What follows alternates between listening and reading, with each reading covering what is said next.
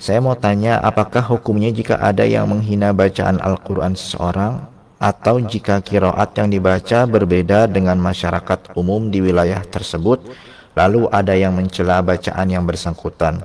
Juga mau tanya, perlukah merayakan khataman Al-Quran? Ustaz, bagaimana kisah sahabat tentang perayaan khataman Al-Quran?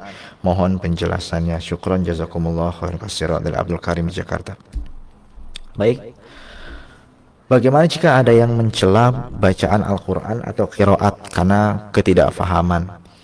Ya, jadi sebenarnya mencela bacaan Al-Quran itu tidak diperbolehkan. Ya, artinya karena bacaan Al-Quran riwayat manapun hakikatnya adalah sama, turun dari Allah Subhanahu wa taala lewat Jibril alaihissalam.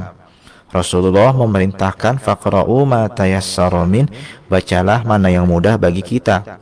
Ya.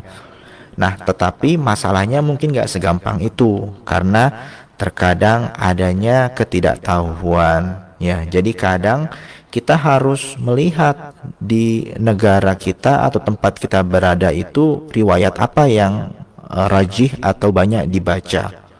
Jangan kita memperkenalkan riwayat baru tetapi malah menyebabkan kegaduhan. Ya, jadi ini harus penting ya.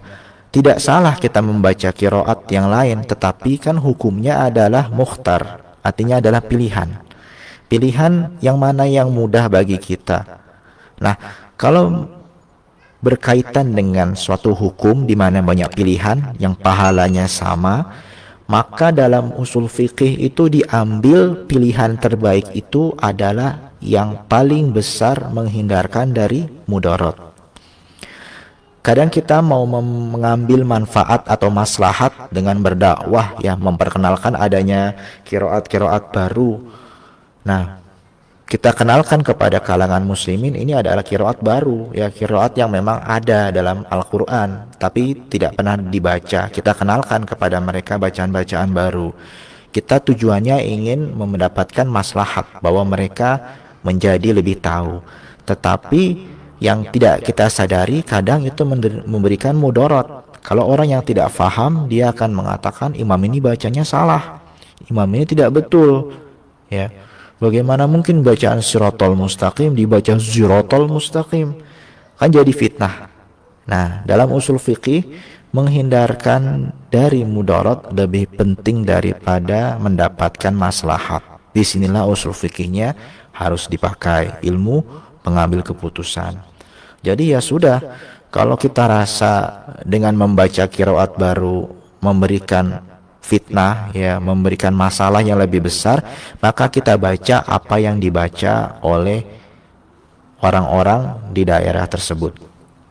Nah, persoalannya adalah bagaimana jika kita lagi safar atau berperjalanan ke negara lain, misalnya ke negara yang membaca riwayat bukan riwayat hafs, seperti misalnya ke Maroko atau ke Aljazair yang dimana dia membaca dengan riwayat qalun atau warshun dan kita tidak paham qiraatnya atau riwayatnya. Maka yang kita lakukan adalah ketika kita ditunjuk jadi imam, kita bagi tahu atau kita beritahu bahwa saya dari Indonesia, kita biasa membaca riwayat hafs, ini yang saya tahu, dan saya akan membaca dengan riwayat hafs, ya, begitu. Dan sama juga sebetulnya kalau kita mau membaca dengan riwayat lain, kita harus memberitahu kepada para jamaah jika riwayat yang kita baca tadi berbeda. Dan jika para jamaah tidak ada yang keberatan, tafadhol, silahkan teruskan. Ya, itu yang paling penting, ya. Kita harus melihat kondisi di mana kita berada. Karena hakikatnya qiraat manapun yang antum baca sama saja pahalanya, ya. Tidak ada perbedaan.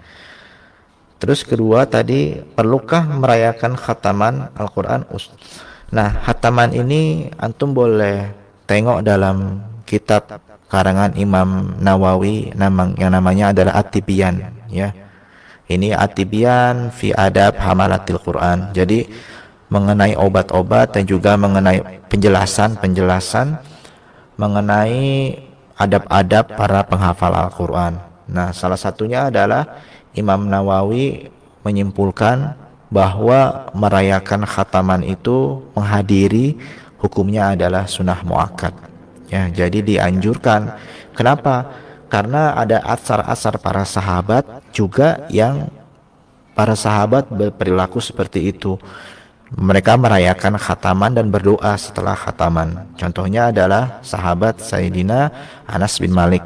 Ya, Anas bin Malik ini adalah sahabat Nabi SAW yang semasa Nabi hidup, beliau ini masih kecil, jadi suka main di rumahnya Nabi. Jadi beliau banyak mengetahui keseharian dari Nabi SAW yang tidak diketahui oleh sahabat-sahabat lain. Nah, sahabat Anas ini punya kebiasaan, ya, jika khotamul Quran, jika Anas ini menghatamkan Al-Quran, jamaah mereka, dia menghimpunkan waladahu wa ahla baitihi. Dia mengumpulkan anak-anaknya dan juga ahli keluarganya, fada'alahum, kemudian dia berdoa bagi mereka. Ya. Jadi kenapa? Karena doa pembaca Al-Quran itu adalah mustajab. Ya, ini juga asar yang sama juga dinukil, ya, pendapat Al-Imam Ibnu Mubarak, bahwa ketika kebiasaan beliau ketika khatam Quran, beliau mendoakan kebaikan kepada kaum muslimin.